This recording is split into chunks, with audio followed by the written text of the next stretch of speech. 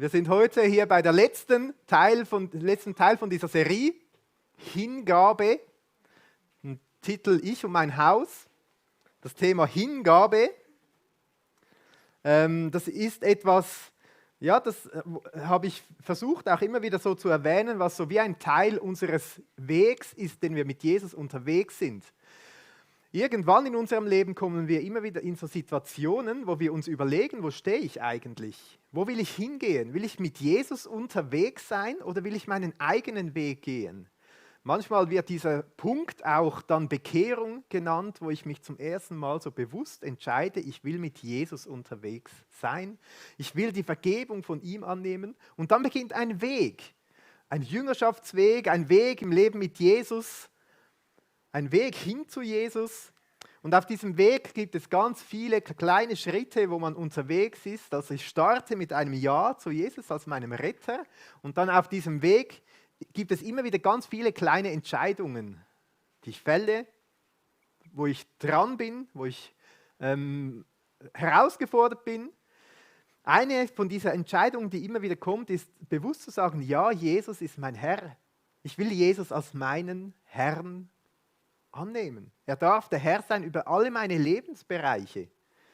Ein anderer Punkt ist immer wieder neu ein Ja zu haben zu Jesus und seiner Sendung, die er für mich hat. Also Jesus, wo willst du mich hinsenden? Und dann ja, dort will ich hingehen. Wir haben Anfang Jahr in der Predigtserie Wohlgeruch viel über diese Sendung nachgedacht. Und jetzt aktuell sind wir mehr beim Punkt Ja zu Jesus als Herrn unterwegs. Und da gibt es ja ganz verschiedene Bereiche im Leben, wo wir sagen können, ja Jesus, du darfst der Herr sein über meiner Zeit. Es ist nicht meine Zeit, es ist deine Zeit. Sage du mir, wie ich sie gestalten soll. Oder ja Jesus, du hast mir einen Körper geschenkt, ein Leben geschenkt. Sei du Herr darüber. Zeige du mir, wie ich damit umgehen soll. Es soll dir zu Ehren sein. Oder dann, letzten Sonntag haben wir über Besitz gesprochen, dass ich nicht sage, Jesus ist alles mein Besitz, sondern dass ich sage, Jesus ist dein Besitz, ich darf Verwalter sein. Und heute geht es eben darum, ich und mein Haus, dass ich sage, Jesus, du darfst Herr sein über mein Haus, dort wo ich wohne, dort wo meine Beziehungen sind. Ich finde auch so schön die Deko, die wir haben mit diesem Kreuz. Auf dem Flyer drauf haben wir es schon. Und dann sehen wir hier überall, also wir haben natürlich das Kreuz immer bei uns vorne, um auf Jesus hinzuweisen. Aber jetzt plötzlich sehe ich hier die Wanderschuhe und das Seil und das Gipfelbuch und sehe wie eine Art auch ein Gipfelkreuz vor meinen Augen. Und das finde ich ein wunderschönes Bild, zu sagen, der Weg auf den Gipfel, manchmal ist der wunderschön. Manchmal ist er aber auch herausfordernd. Aber es gibt ein Ziel vor Augen, nämlich immer mehr verwandelt zu werden ins Bild von Jesus Christus. Also wenn wir im Leben mit Jesus unterwegs sind, dann schauen wir auf Jesus und überlegen uns oder versuchen uns ihm hinzugeben, um immer mehr verwandelt zu werden in sein Bild. Und irgendwann dürfen wir einmal einen Schritt weitergehen, weg von dieser Welt, hin in die Welt von Jesus, dürfen verwandelt werden, einen neuen Leib bekommen und dürfen verändert werden ins Bild von Jesus, so vollkommen, wie er es sich eigentlich gedacht hätte. Aber jetzt sind wir auf dieser Welt und sind unterwegs Schritt für Schritt. Und ein Vers, den ich gleich am Anfang mit euch teilen möchte, der erstaunt mich immer wieder. Nämlich der Paulus, der war stolz auf seine Identität, die er hat in Jesus. Und die Identität, die wir haben in Jesus, ist ja vielfältig. Und er hat etwas da gebracht, wo er wahnsinnig stolz drauf ist. Das können wir uns heute fast nicht vorstellen. In Römer 6,22, dort lesen wir nämlich, jetzt aber von der Sünde frei gemacht. Also mit anderen Worten, ja, ich habe ein Ja zu Jesus als Retter, er macht mich frei von Sünde. Dann heißt es aber weiter, und Gottes Sklaven geworden. Also wenn ich das lese, dann staune ich nur. Der Paulus ist stolz, dass er sagt, ich bin ein Sklave von Gott. Das können wir uns heute gar nicht vorstellen, oder? Sklave, das Bild vom Sklaven ist nur negativ besetzt. Und ich denke, wenn Menschen Macht ausüben über andere und sklavische Verbindungen sind, dann ist das nicht gut.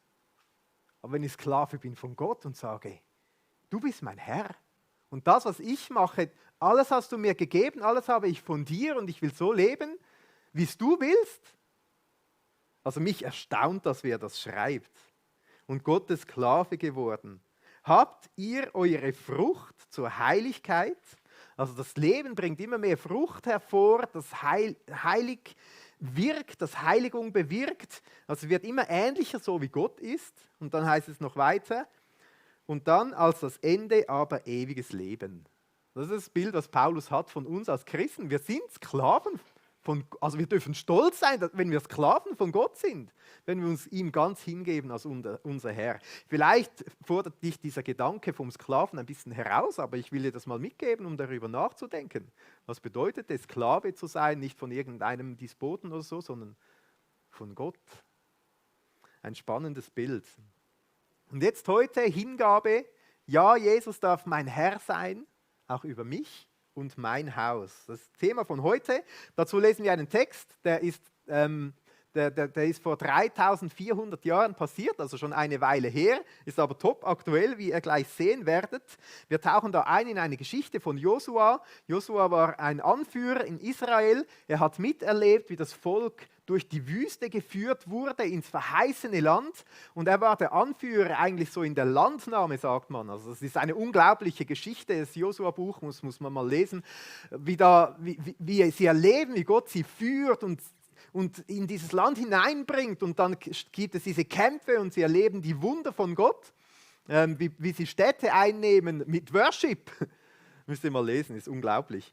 Und auch ganz viele andere Geschichten. Und dann sind sie in diesem Land und nehmen das Land ein und die teilen es zu. Sagt, der Stamm wohnt da, ihr wohnt da. Jeder bekommt so seine Wohnstätte, sein Ort, wo er leben darf. Und sie werden heimisch in diesem Land. Und dann am Ende merkt Josua, jetzt ist er langsam alt, also er muss gegen die 110 Jahre alt gewesen sein, da wo wir lesen werden. Und er merkt, jetzt ist etwas ganz wichtig. Also wir können uns diesen Mann vorstellen, der hat unglaublich viel erlebt. Wunder mit Gott, Eroberungen mit Gott, eins nach dem anderen, ins verheißene Land. Und merkt auch, jetzt langsam geht es dem Ende zu und sagt, jetzt kommt etwas absolut Wichtiges. Und er versammelt alle Leute aus ganz Israel und sagt, kommt, wir müssen zusammen reden. Und dann reden sie. Das lesen wir in Josua 24, diesen Abschnitt. Da heißt es,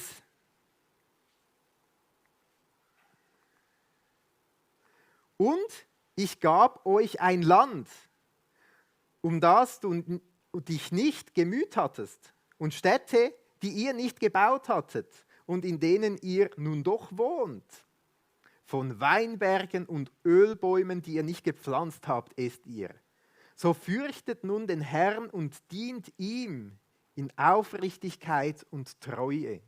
Also spannend, Aufruf Jesus, also Gott zu dienen in Aufrichtigkeit und Treue. Also es geht um eine Herzenshaltung. Dann heißt es weiter, und tut die Götter weg, denen eure Väter jenseits des Stroms und in Ägypten gedient haben, und dient dem Herrn. Ist es aber übel in euren Augen, dem Herrn zu dienen, dann erwählt euch heute, wem ihr dienen wollt. Entweder den Göttern, denen eure Väter gedient haben, als sie noch jenseits des Stroms waren, oder den Göttern der Amoriter, in deren Land ihr wohnt. Es gibt eine Entscheidung. Er sagt, Leute, wählt, entscheidet, seid nicht unentschlossen. Und er hat seine Wahl getroffen, wie wir dann gleich weiterlesen. Er sagt, Josua da, ich aber und mein Haus, wir wollen dem Herrn dienen. Da antwortete das Volk und sagte, fern von uns sei es, den Herrn zu verlassen, um anderen Göttern zu dienen. Denn der Herr, unser Gott, er ist es, der uns und unsere Väter aus dem Land Ägypten, aus dem Sklavenhaus herausgeführt hat und der vor unseren Augen diese großen Zeichen getan und uns behütet hat auf dem ganzen Weg, den wir gingen und unter all den Völkern, deren Mitte wir durchzogen. Und der Herr hat alle Völker und die Amoriter, die Bewohner des Landes, vor uns vertrieben. Auch wir wollen dem Herrn dienen, denn er ist unser Gott. Das ist noch interessant. Die sagen, ja, wir wollen auch dem Herrn dienen. Aber Josua merkt wohl, dass sie denken, ja, trotzdem wollen sie auch ihre Götzen behalten. Es geht dann weiter. Da sagte Josua zum Volk, Ihr könnt dem Herrn nicht dienen, denn er ist ein heiliger Gott. Er ist ein eifersüchtiger Gott. Er wird euer Vergehen und eure Sünden nicht vergeben. Verlasst ihr den Herrn und dient fremden Göttern, dann wird er sich wenden und euch Böses antun und euch vernichten, nachdem er euch Gutes getan hat. Und das Volk antwortete Josua, nein, sondern dem Herrn wollen wir dienen. Also Josua sagt mit anderen Worten, hey Leute, ihr könnt schon, wenn ihr dem Herrn dienen wollt, das ist nicht schlecht, aber dann entweder richtig oder gar nicht.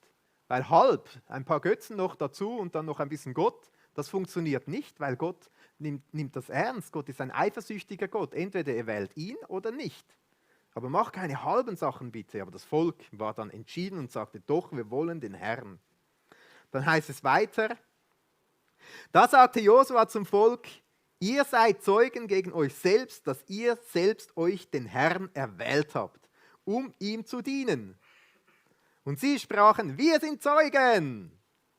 So tut nun die fremden Götter weg, die unter euch sind, und neigt euer Herz zum Herrn, dem Gott Israels. Ich finde das absolut spannend. Es geht darum, ja, wollen Sie diese Götzen haben oder wollen Sie Jahwe, den Herrn, haben? Und plötzlich merken wir, es geht nicht einfach um ein paar Götzen oder was man jetzt für ein äußerliches Bekenntnis spricht, sondern es geht ums Herz. Auch hier geht es ums Herz. Wo ist dein Herz? Das ist eigentlich die große Frage, die Josua hier dem Volk stellt. Und das ist mein erster Punkt. Wenn ich diese Geschichte lese, dann staune ich darüber, wie aktuell diese Geschichte ist. Josua sagt mit anderen Worten, Leute, ihr müsst euch entscheiden. Ihr könnt Gott wählen, ihr könnt sagen, doch, ich will Gott dienen. Ihr könnt auch sagen, nein, das will ich nicht, ich will einen anderen Weg einschlagen. Aber es macht nicht halbe Sachen, sondern entscheidet euch, wo ihr hingehen wollt. Wir haben hier so eine Entscheidung, die dem Volk präsentiert wurde, wo wir fast staunen darüber. Oder wir haben gelesen, was sie alles mit Gott erlebt haben und dann aber offensichtlich trotzdem ihre Götzen hatten, also die von ganz früher aus Mesopotamien, eigentlich dort, wo Abraham weggeholt wurde und Gott ihm sagt, ich will mit dir ein neues Volk gründen, an einem neuen Ort, an einem neuen Land, das ich dir schenke. Einige Bibelkenner erinnern sich an die Geschichte mit Rahel und den Hausgötzen, der sie irgendwie unter dem Zelt versteckt hat und so weiter. Und plötzlich merken wir, da hat es irgendwelche Götzen, die hat das Volk immer mitgenommen und haben gedacht, doch, da müssen wir drauf vertrauen. Und dann wurden auch erwähnt, dass sie an Götzen glauben konnten, die sie von Ägypten hatten. Da denken wir jetzt, was, von dort? Ja, einige kennen die Geschichte mit diesen Plagen, wie Gott das Volk aus Ägypten weggeholt hat. Und wir denken, eigentlich ist es ja sonnenklar, dass diese Götzen entthront sind, dass die keine Kraft haben. Aber trotzdem spielten sie da eine Rolle. Und wenn wir das so lesen, haben wir eigentlich fast den Eindruck, das Volk ist durch die Wüste gezogen, hat da Gott erlebt und denkt jetzt vielleicht, ja, jetzt sind wir in einer neuen Situation. Jetzt haben wir dieses Land eingenommen. Jetzt brauchen wir nicht mehr den Wüstengott von früher, sondern wir brauchen jetzt einen Fruchtbarkeitsgott. Jetzt müssen wir unsere Felder bestellen, diese Ölberge und Weinreben und so weiter. Wir sind halt jetzt ein bisschen fortschrittlich. Jetzt geht es weiter in der Entwicklung. Jetzt brauchen wir da diesen Baal und diese anderen Götzen, die es da gab. So eine neue fortschrittliche Situation. Und ich überlege mir, dass das eigentlich genau das Gleiche ist wie heute. Also das, was da Josua vor 3400 Jahren gesagt hat, das könnte man heute genauso gut zu uns sagen. Also in unserer Gesellschaft, wenn ich mir das so überlege, wir leben eigentlich in einer Gesellschaft, die lange Zeit vom christlichen Ethik, Kultur geprägt war. Und ganz viele Dinge, die wir heute haben, wo wir zurückschauen, wo wir staunen können, was das alles Gutes bewirkt hat. Also einerseits all diese guten Dinge, die Menschen, Christen getan haben, aber auch die Werke, die daraus entstanden sind. Das Rote Kreuz zum Beispiel kommt mir spontan in den Sinn. Oder die Würde des Menschen, weil jeder Mensch ein Ebenbild von Gott ist. Also so Prägungen, die unsere Gesellschaft hat, die von Gott gekommen sind. Aber heute denken viele Leute, ja, wir sind jetzt etwas fortschrittlicher. Wir sind etwas moderner, das hat sich jetzt weiterentwickelt. Wir brauchen jetzt andere Dinge. Das war von früher, das ist altmodisch. Wir brauchen diesen Gott gar nicht. Wir brauchen diesen ganzen Jesus nicht. Und wir merken plötzlich, wie so moderne Götzen eigentlich beginnen, diesen guten Gott zu demontieren. Ich habe von Menschenwürde gesprochen. Viele Leute haben heute einen sehr starken Glauben, dass der Mensch ein evolutionistischer Zellklumpen ist, der durch biochemische Vorgänge gesteuert wird. Da ist nicht mehr viel Menschenwürde da. Das muss man mal zu Ende überlegen. Deshalb ist es heute auch selbstverständlich, wenn man kleine Kinder nicht will, kann man sie abtreiben. Und sowieso, der Mensch bestimmt über das Leben. Je nach intellektueller oder ob jemand behindert ist oder nicht und so weiter, ist das Leben plötzlich mehr wert oder weniger wert. Ich denke aber auch an andere Götzen unserer Zeit. Selbstverwirklichung. Also wenn ich in den Laden einkaufen gehe, staune ich oft, wie viel Bio das es gibt und wie wenig Fairtrade das es gibt. Weil bei Bio geht es oft darum, dass ich mir etwas Gutes tue. Bei Fairtrade wird es darum gehen, anderen Menschen etwas Gutes zu tun. Ich staune manchmal auch über den Götzen der Selbstdarstellung. Wenn ihr euch mit Social Media auseinandersetzt, das ist unglaublich, was da in unserer Gesellschaft für Trends am Laufen sind. TikTok, Instagram und so weiter. Dann der Götze des Glücks. Menschen, die denken, mich macht eigentlich glücklich, wenn ich das oder das, Ferien, Reisen und so weiter, statt das Glück bei Gott zu suchen. Oder auch der Götze der Betriebsamkeit. Viele Menschen haben heute das Gefühl, sie müssen sich so richtig in Dinge hineinstürzen, in die Karriere, in die Ausbildung, in den Beruf, in Dinge zu tun und vergessen dabei das Wichtigste. Eigentlich könnte man sagen, überall dort, wo uns Dinge wichtiger werden als Gott, sind moderne Götzen am Werk. Es gibt auch so ganz klassische Götzen, Süchte, schlecht ausgelebte Sexualität, Macht und so weiter. Und eigentlich stehen wir heute am genau gleichen Punkt. Für was entscheidest du dich? Wo ist dein Herz? Es soll nicht halb sein, es soll ganz bei Gott sein. Oder ganz bei einem anderen Weg. Aber entscheide dich, wähle und sei nicht lauwarm. Es ist interessant, Josua, er sagt klipp und klar, ich und mein Haus, wir wollen dem Herrn dienen. Wenn ich das lese, habe ich fast das Gefühl, für Josua war das ein bisschen unklar, was herauskommt bei dieser Ansprache. Sagt das Volk, ja, wir wollen auch, oder sagt sie, nein, wir wollen jetzt unsere neuen Götter, unsere alten Götter und so, da wollen wir. Aber er hat wie für sich seine Entscheidung gefällt. Ich habe in der Vorbereitung auch ganz spannend eine Predigt von Spurgeon gelesen. Spurgeon, ein Erweckungsprediger vor etwa 150 Jahren, hat er gewirkt in England und er hat genau zu diesem Text gepredigt. Das war damals auch ein Riesenthema. Für was entscheidest du dich? Die Leute haben sich für alle möglichen Dinge entschieden. Und er hat gesagt, sei nicht unentschieden, sondern überlegt, will ich Gott, will ich Jesus nachfolgen oder etwas anderem? Und er hat das mit ein paar Dingen so richtig lustig auf den Punkt gebracht, aber auch sehr bewegend. Er hat zum Beispiel gesagt, der Mensch soll kein Wetterhahn sein. Auf dem Dach und je nachdem, wie die Gesellschaft mit einem Wind bläst, dreht es ihn mal rechts, mal links oder ganz im Kreis herum. Er hat auch gesagt, eine Entscheidung ist unumgänglich. Lieber entscheiden wir uns für ein Leben mit Jesus oder für ein Leben, das von den fashionable Trends der Gesellschaft getrieben ist. Also es gab damals schon Trends in der Gesellschaft, nach denen sich viele Leute orientiert haben. Es ist kein neues Thema, aber es ist trotzdem ein top aktuelles Thema. Er hat auch gesagt, ich zitiere ihn, über Menschen, die hin und her schwanken zwischen ein bisschen Gott, ein bisschen etwas anderes und so weiter. Solche Wesen, das hat er gesagt da, solche Wesen wären es kaum wert, als Ochsen oder Esel geachtet zu werden, die doch wenigstens ihren Herrn kennen. Ochsen und Esel kennen ihren Herrn. Deshalb meine Frage heute an dich, wer ist dein Herr? Vielleicht bist du schon lange mit Jesus unterwegs und merkst, du hast ganz viele Kompromisse im Leben mit diesen modernen Götzen, die es gibt. Du merkst, Jesus ist gar nicht mein Herr. Oder halb.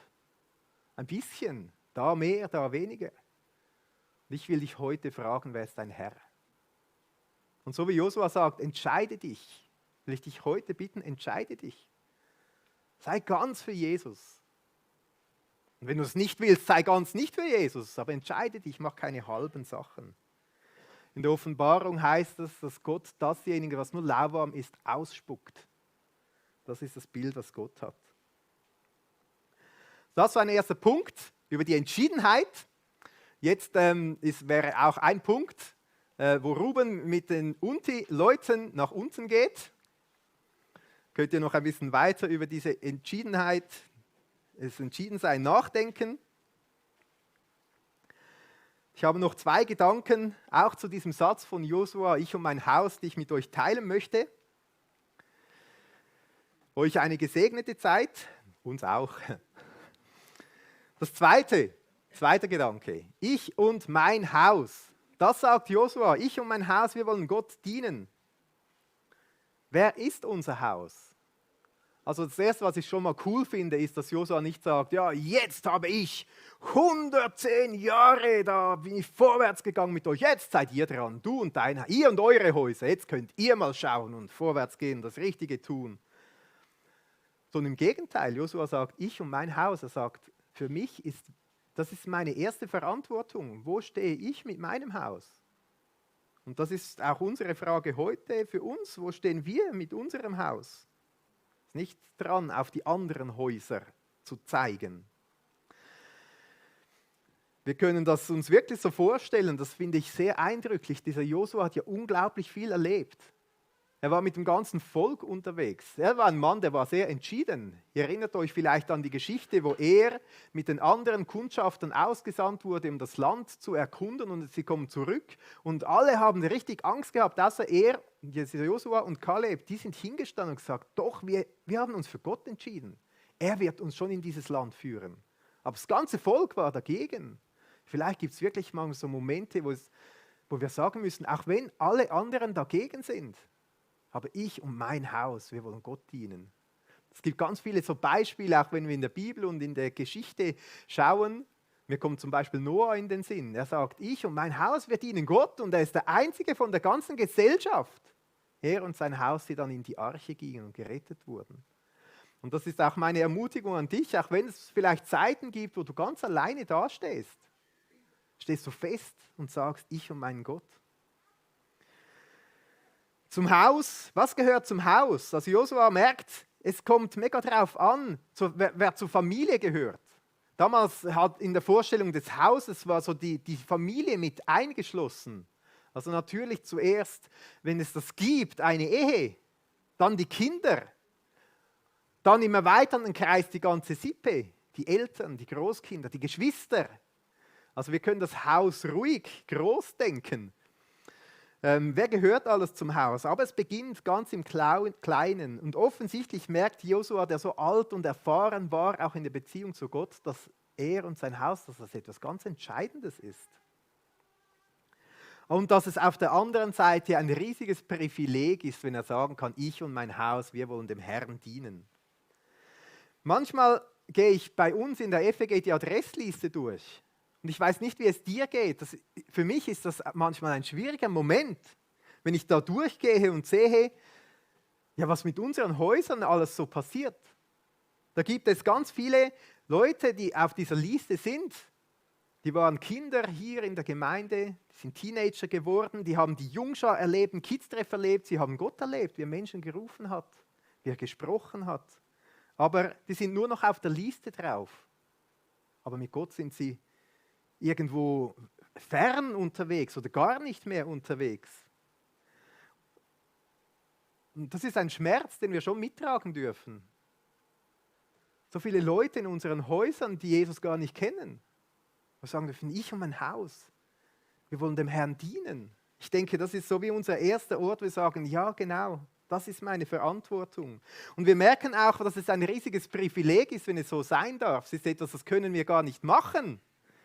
Im Philipper 2,13 steht, dass Gott sowohl das Wollen wie auch das Vollbringen bewirkt. Aber wir können einfach zu Gott kommen und dort unseren Beitrag leisten. Ich denke, das darf unsere Sehnsucht sein, dass wir für unser Haus beten. Ich weiß jetzt nicht, wen du vor Augen hast, vielleicht deine eigenen Kinder, vielleicht deine Geschwister, deine Eltern, andere Leute.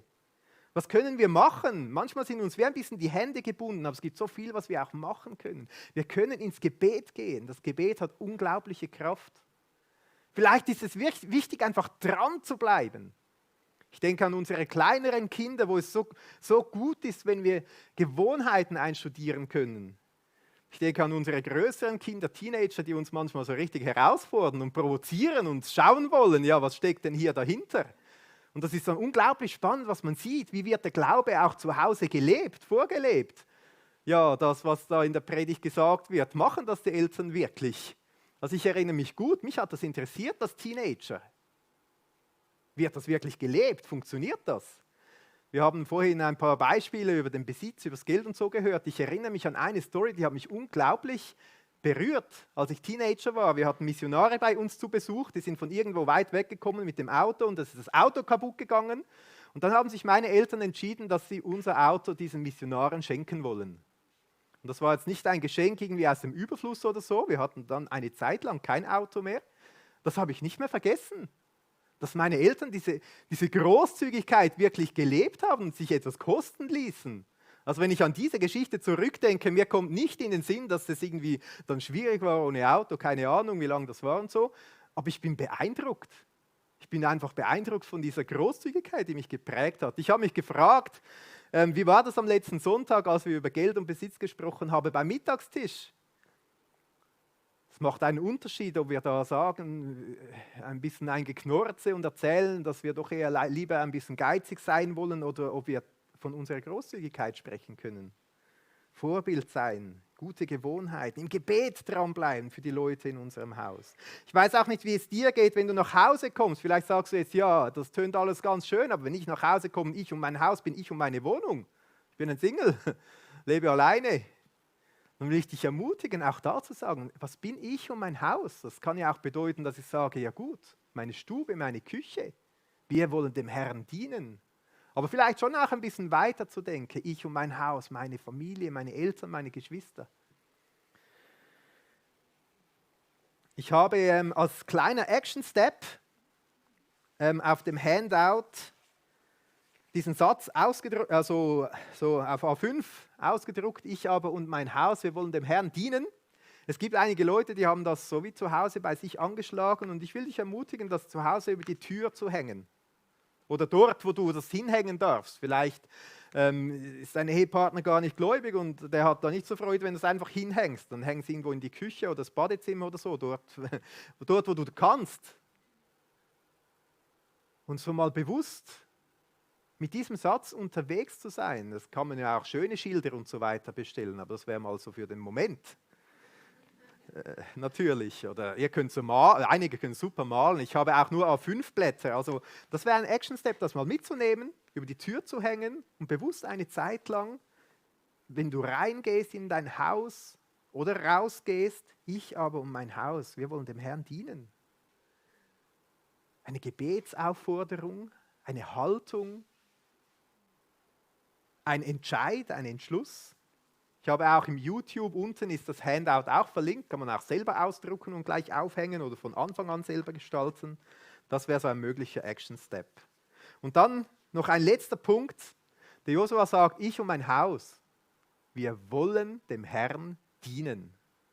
Das ist sein Entschluss, dass sie dem Herrn dienen wollen. Und ich denke, das ist ganz wichtig, dass wir uns überlegen, wem wollen wir mit unserem Leben dienen. Man kann ja vielen Dingen dienen.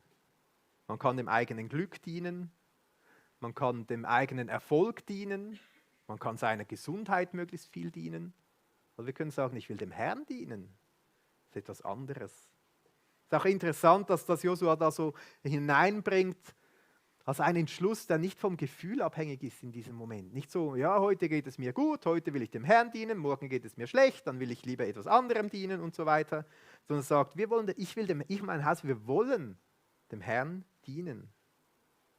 Und das kann bedeuten, dass man manchmal ein schöner Weg unterwegs ist, manchmal ein herausfordernder Weg unterwegs ist, manchmal richtige Wanderschuhe, ein Seil und ein Pickel braucht, um unterwegs zu sein. Aber er sagt, das ist mein Entschluss. Und ich freue mich so immer wieder, wenn ich auch hier in der Gemeinde unterwegs bin mit euch, dass es so viele Leute gibt, die sagen, ja, ich will dem Herrn dienen. Und für mich ist das auch etwas ganz Wichtiges, wenn ich als Pastor ins Büro gehe. Manchmal habe ich mehr Lust, manchmal habe ich weniger Lust, manchmal würde ich lieber ausschlafen und so weiter. Ihr kennt das auch, aber ich sage, ich will dem Herrn dienen, da wo ich bin. Das kannst du auch sagen, egal welche Arbeit du hast, welchen Alltag du hast. Ich will heute meiner Familie dienen, weil ich will dem Herrn dienen. Oder wenn du irgendwelche andere Arbeit hast, ich gehe da hin und will da ein Segen sein für Gott mit meiner Arbeit, die ich mache. Ich und mein Haus, wir wollen dem Herrn dienen. Das ein paar Gedanken zu diesem kurzen Vers.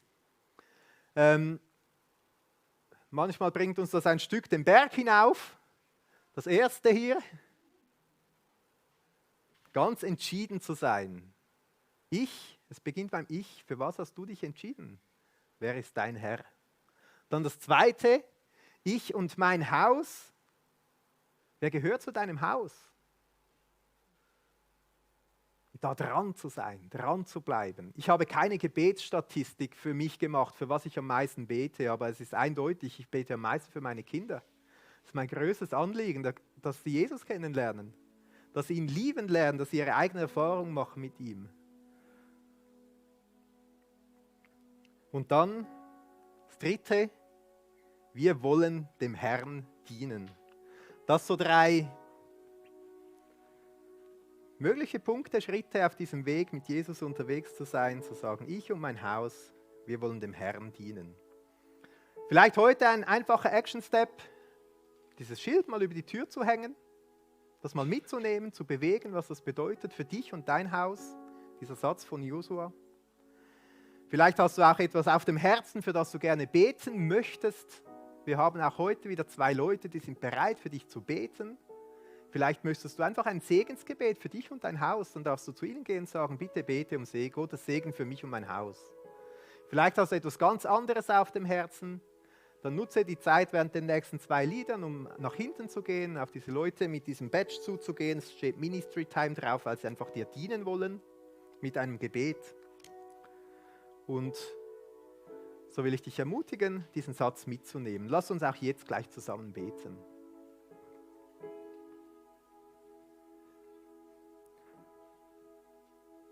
Danke, Jesus, dass du dich entschieden hast.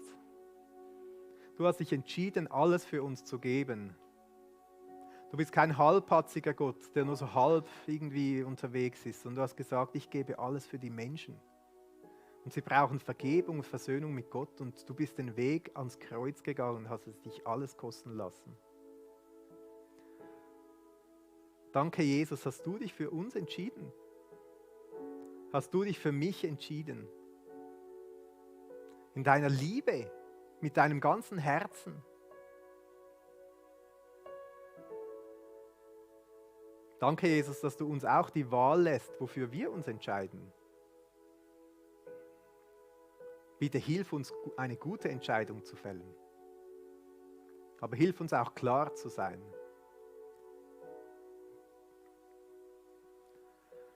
Und Jesus, wir bitten dich auch heute, wenn wir so zusammenkommen, ich und mein Haus, als Gemeindefamilie, als ein Gemeindehaus auch, bitten wir dich für die Leute in unseren Häusern zu Hause, die dich nicht kennen. Wir bitten dich, dass du da neue Türen auftun kannst, dass deine Gnade, dein Friede, deine Ewigkeitsperspektive Einzug halten darf. Dass neue Türen aufgehen und eine neue Sehnsucht entsteht, um dich zu suchen, Jesus. Wir bitten dich, Jesus, für unsere Kinder, für unsere Teenies, für die jungen Erwachsenen, mit denen wir unterwegs sein dürfen und sein durften, denen wir viel mitgeben durften. Und sie stehen selber vor dieser Entscheidung. Wer ist mein Herr? Wir wollen dich bitten, Jesus, dass du es schenkst, dass du das Wollen und das Vollbringen gibst. Dich, Jesus, zu erkennen, wer du bist und anzunehmen. Und wir wollen dich bitten, Jesus, dort, wo wir selber Verantwortung haben, im Gebet dran zu bleiben, Vorbilder zu sein, das zu machen, was wir können, dass du uns die Kraft gibst dazu und auch die Ausdauer, besonders dort, wo wir die Kraft verloren haben und die Ausdauer verloren haben. Danke, Jesus, dass du uns alles gibst, was wir brauchen. Ich bitte dich, dass du das tust jetzt in diesem Moment durch die Kraft deines Heiligen Geistes. Amen.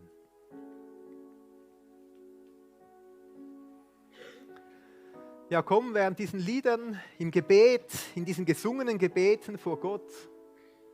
Geh nach hinten, nutze die Ministry Time für ein Gebet für dich. Bewege diese Worte in deinem Herzen.